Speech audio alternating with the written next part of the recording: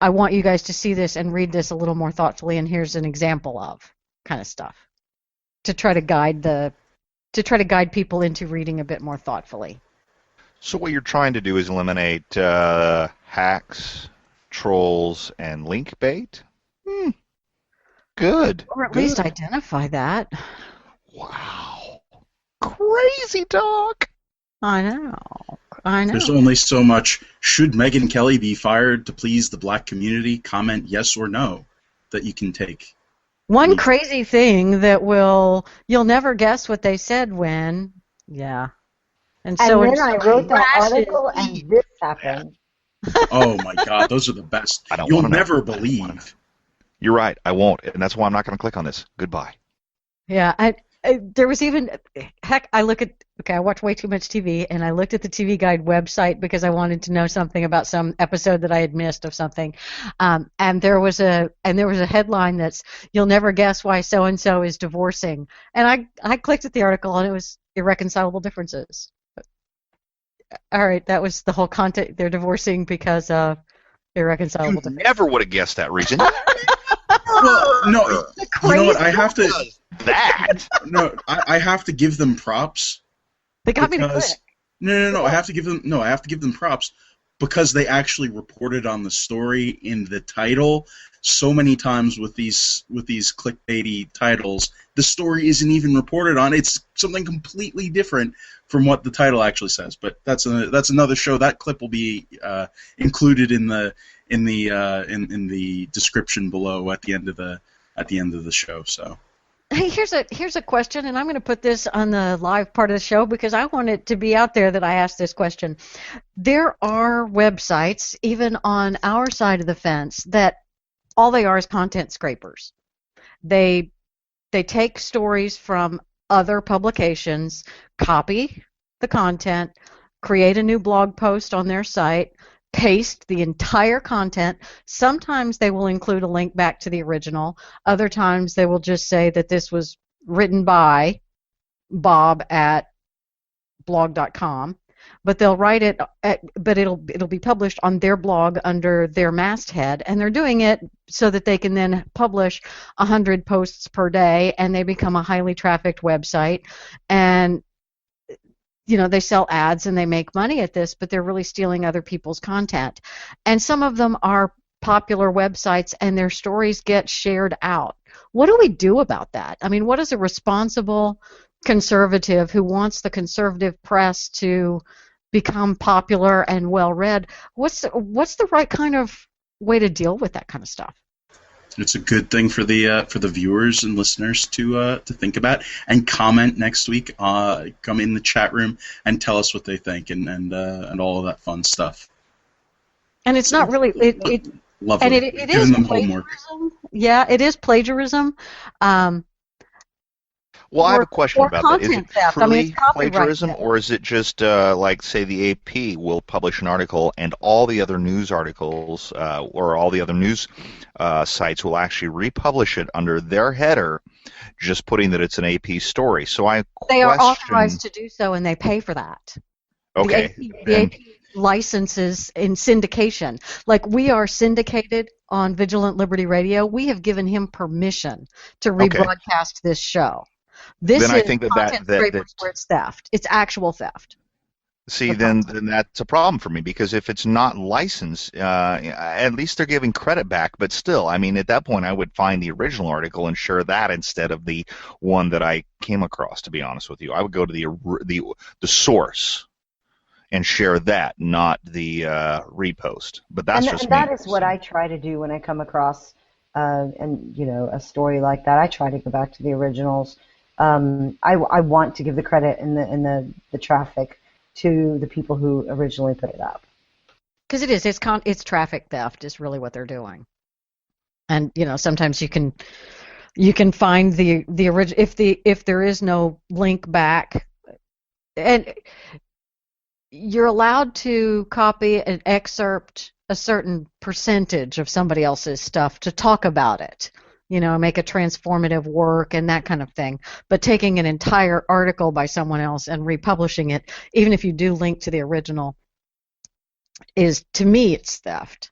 And sometimes you can find it by Google searching for a sentence out of the paragraph or whatever. But there are some fairly popular conservative sites, and that's what they are. And that just breaks my heart, because that's not a conservative value to me at all. That's just, and I don't know, it may be wrong for me to claim that honesty and integrity are conservative values. They're my values. I suppose they're honest liberals. I guess I would have to say, I would like to also put this out there, that I don't mind somebody like, say, and I'm going to use him because he's popular, Drudge. But Drudge is really just a site full of links. So he actually links you to the original article as opposed to copying it and saying, hey, this is on my blog. And so I appreciate the fact that he actually sends me to the original source. So if you had, say, a conservative website that was linking the same way the Drudge did, I wouldn't have a problem with that, because it essentially takes you to the source of the article. But if you're doing a full copy paste and then putting it on your own just so that you can generate traffic, that to me seems a little underhanded, and quite frankly, it really doesn't follow conservative values. So that's just me. The great way to do it, I think, is the Instapundit Glenn Reynolds way. You excerpt a quote or two, put the link in there, send people to the traffic, and that's why the term insta-launched became a thing, because he would drive traffic to people and they would shut down servers because so many people would be clicking. That is what you want, someone who's going to pass the credit where credit's due and give people the traffic that they do indeed deserve.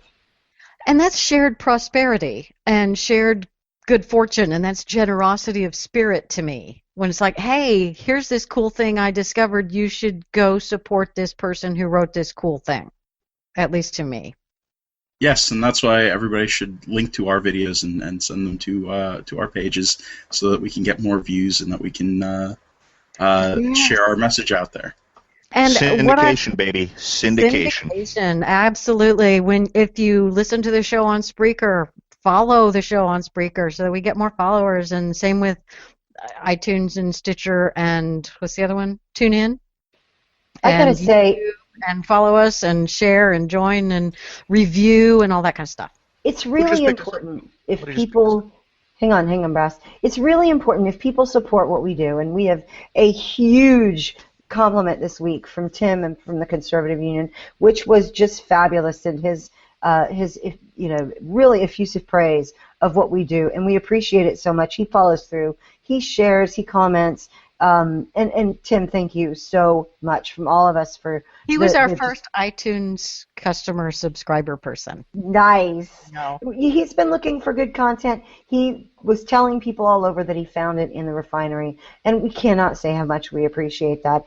And getting into the ethic of the habit of sharing good content with other people and saying, this is something I want to support. This is something I want to see more of. It helps us become better. It helps other people in their content, get better content in their feeds. All of that does help. So when you find something good, it's good to like it. It's good to plus it. It's good to hit retweet. Sharing it is so important. Let other people know what you find good. Whether it's us, whether it's something else, let other people know what you support. And do support some good conservative content so that more people will be encouraged to make more and better content. Competition helps us all. Yes, and sharing posts, sharing these videos and commenting on it, absolutely. We read all of the comments, every single one of them, multiple times. Sometimes, with various responses. Personally, I know I've been affected by several comments, but it's always good to read those comments, and it makes us better, as Fishy said. It helps us know what you guys want us to talk about. Yes, we like feedback, and there are so many mechanisms that you can use for feedback on the blog or YouTube or all of the sites that we have the podcast thing, accept comments, and they will all notify us, and then we can read them and talk about you behind your back. Oh, wait. I said that out loud, didn't I? Whoopsie. Inside voice, Leslie. Hello. I need an editor bad. Not a bad editor, but I need a, you know what I meant.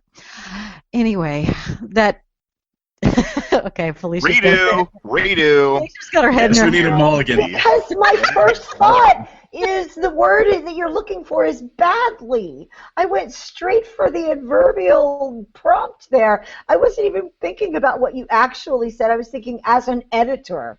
Yes, you were. And The grammar police are here, Leslie. The grammar police are here. They would like to have a word with you. Mm-hmm. And I was wondering which one of y'all was going to be the first to go. Badly. Leslie, you mean She will always be first. So predictable. Conan the Grammarian, people. Conan the Grammarian. Little, Fishy the grammarian, yes. yes. You're a little grammar midget. Absolutely. The hardest part about the show Was is that a saying short goodbye. joke? Did y'all notice that? The hardest part about the show is saying goodbye because we have so much fun. I know, and we're overdue. We started late, and we're still finishing late because, well, you know, We like each other. there was just an awful lot to talk about, but we do need to call it a night, and that means that we are done for today, and we appreciate all of you, and come see us on the refineryshow.com, and come see us next Tuesday, December 23rd at 8:30 when it's time for our last show before Christmas, and we're going to talk about the Kurt Schlichter article about the future America, which will be just wonderful with President Abbott. So we will see all of y'all next week, next Tuesday, 8:30 Central, 9:30 Eastern, but 8:30 Texas time, and that's what's important. Thanks, everybody.